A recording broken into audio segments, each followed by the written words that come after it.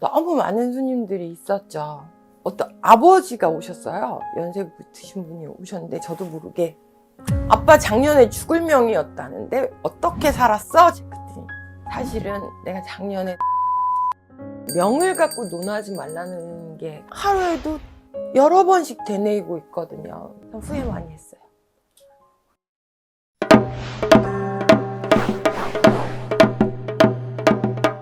선생님이 예전에 출연하셨던 영상을 제가 최근에 봤어요. 최근에요?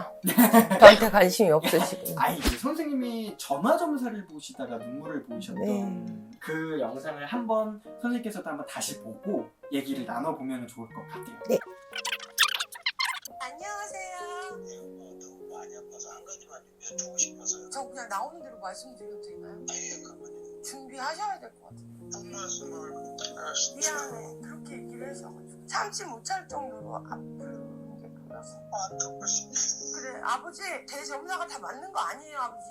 무당이라고 점사가 100가지 다 맞추면 내가 날라다니지. 아니, 내가 내 점사가 틀린 거야. 아셨죠?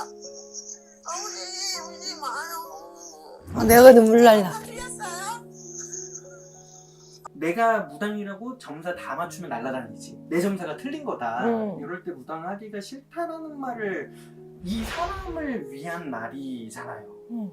보였으니까 그렇게 말씀을 네. 해주신 건데 아무리 23년차 무당이라고 해도 선생님도 사람이니만큼 점사를 보실 때 힘드셨었을 때가 있을 것 같아요. 이 영상에서처럼 내 점사가 틀리기를 바랐을 수도 있을 것 같고 너무 많은 손님들이 있었죠. 기억나는 분들도 꽤 많은데 그 중에 정말 처음에 어떻게 해야 될지를 몰랐었을 정도로 한 분이 오셨는데 그냥 이렇게 딱 느낌에 들리는 게 얘 우리 같은 팔자야 이렇게 얘기를 하시는 거예요. 근데 이분이 딱 앉으셨는데 남자분이셨거든요. 전 그분의 나이도 정확히 기억해요. 을사생이셨어요. 그래서 이제 저 앞에 오셨는데 저한테 할머니가 딱 그러시는 거야. 얘 무당팔자야. 무당이야. 이렇게 얘기를 하시는데 근데 왜 그날 내가 이렇게 뱉으면 안 될 것 같다는 생각을 한 거예요. 저 나름대로. 그래서 제가 순간 이걸 좀 돌려서 얘기를 해야겠다라는 생각을 했거든요. 그래서 제가 혹시 철학 같은 거 배우시면 안 될까요? 제가 그 말을 했어요. 근데 갑자기 정말 철학 배우셔서 하면 안 될까요? 하는 순간에 이렇게 닭똥 같은 눈물을 남자분들이 흘리기 쉽지 않거든요. 그냥 막 우시는 거예요. 그래서 저 혼자 또 뭐 잘못했나 막 혼자서 막 이럴 때였는데 그분이 얘기하시더라고요. 신을 3번을 받았다. 근데 단 한 번도 말문이 열리질 않았다. 나는 이 길을 안 가면 죽냐. 근데 너무 상황이 힘드신 거예요. 이분이 취직을 하면 아들이 집을 나가. 그러면 생활이 안 돼서 다시 아들을 잡아다 놓으면 아들이 있어야 되니까 옆에 있어야 돼서 일을 못하고. 그러니까 와이프는 밖에서 노점에서 떡볶이를 팔고 있고 막 이런 상황을 말씀을 하시는데 저는 계속 거기다 대고 무당해야 됩니다. 무당해야 됩니다. 계속 들리고 있으니까 하고 있잖아요. 그랬을 때 이분이 얼마나 이 복받쳤으면 우셨을까. 그리고 나한테 그렇게 말씀하셨을까. 내 점사가 차라리 틀렸으면 좋겠다. 이런 생각을 그때 되게 간절히 했던 기억이 있어요. 그리고 또 하나는 어떤 아버지가 오셨어요. 연세 드신 분이 오셨는데 저도 모르게 아빠 작년에 죽을 명이었다는데 어떻게 살았어? 제가 제 나름대로 또 영검한 척 하느라고 그랬더니 그분이 저한테 작년에 내가 죽을 해였어? 이렇게 물어보시더라고요. 저는 영검 자랑하느라고 네! 그랬어요. 그랬더니 사실은 내가 작년에 너무 힘이 들어서 농약을 드셨대요. 죽을 뻔하다 살았다고 말씀하시면서 저한테 그러시더라고요. 내가 살아도 돼? 라고 말씀하시는데 거기다 대고 제가 나오는 대로 점사를 봐드릴 수가 없는 거예요. 제 말 한마디에 또 이분이 안 좋은 선택을 하지 않으실까. 그래서 내 점사가 맞지 않길 바라는 마음은 안에서 먹고 겉으로 말을 뱉었어요. 아빠가 오래 살아야 자식이 잘 된대 라고 얘기를 했거든요. 그랬더니 아빠가 그렇구나. 나는 내가 일찍 죽어야 우리 아들이 편할 줄 알았다고 얘기를 하시더라고요. 그게 겉으로는 물론 그분한테 그 말을 뱉었지만 제가 느끼는 점사가 꼭 아니길 바라면서 사실은 거짓말을 했거든요. 그래서 내 점사가 틀렸으면 좋겠다라는 생각을 그럴 때 해봤던 기억이 있어요. 그만큼 기댈 곳이 없었다는 말일 거잖아요, 그렇죠? 그렇죠. 처음에는 영검 자랑하느라고 죽을 명이었대! 라고 얘기했는데 그 아버지 말을 듣는 순간 영검을 자랑해서만 안 되는구나. 이렇게 점을 차라리 보지 말고 아빠 왜 그러셨어요? 막 이렇게 얘기할 수도 있었는데 라는 거 참 후회 많이 했어요.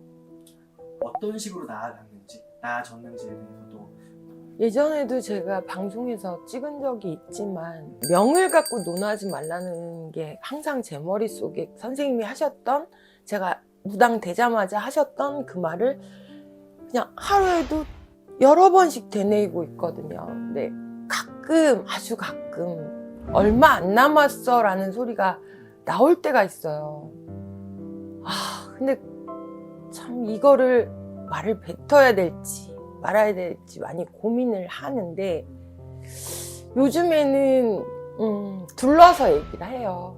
예전처럼 내가 잘났어, 나는 이 정도야, 이렇게 뽐내지 않고 요즘에 병원이 너무 좋아서 한 달 살 사람도 1년을 살리고 1년 살 사람도 10년을 살리는데 병원을 많이 믿으셨으면 좋겠어요 라고 돌려서 얘기해요. 병원에 의지하세요. 의사 선생님 말 잘 들으세요.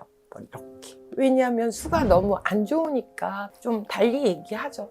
아빠 내년에 죽는데 이렇게 안 해요. 그렇죠.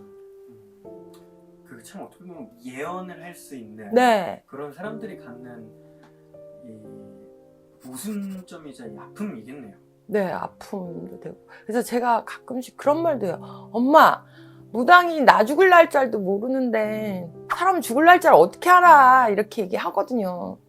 근데 그거는 좀 죽고 사는 거를 말할 때가 제일 힘든 것 같아요. 그리고 이 사람이 자살할 것 같은 기운이 있는 사람들이 있거든요. 그런 사람들이 오면 계속 안 풀릴 거야 라고 말 못해요.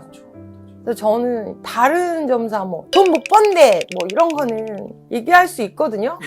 근데 이게 명하고 관련된 거는 정말 말하기도 힘들고 이 점사가 맞기를 바라고 이 점사는 틀리기를 바라고 이런 마음으로 항상 점을 보고 있어요. 그리고 이제 이 영상을 보시는 분들 중에 소중한 사람이 아프거나 소중한 사람이 이런 분들이 또 이 영상을 볼 수가 있잖아요. 여러분들도 이런 생각을 해보셨는지 모르겠지만 제가 옛날에 엄마가 암 수술을 하고 그 중환자실에 누워 계실 때 제가 느꼈던 감정이 있어요. 저렇게 수술을 했어도 살아계셔줘서 되게 감사하다.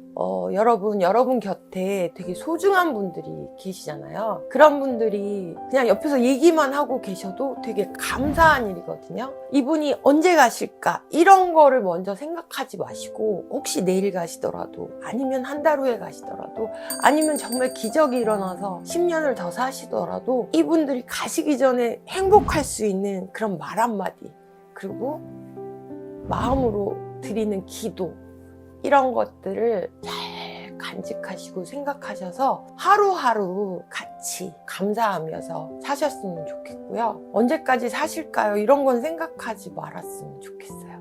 그냥 저는 그냥 오늘 하루라도 계셔주셔서 또 내일 하루라도 또 계셔주셔서 그게 감사하다고 저는 생각하면서 살자고 여러분들께 감히 말씀드리고 싶습니다. 병원 자주 다니시고요. 그때그때 건강 체크 잘 하시고요. 너무 무리하지 마시고 모든 병의 근원은 스트레스니까 스트레스들 조금 줄이시고 그렇게 사셨으면 좋겠습니다. 구독, 좋아요, 댓글, 알림 설정은 사랑입니다. 감사합니다.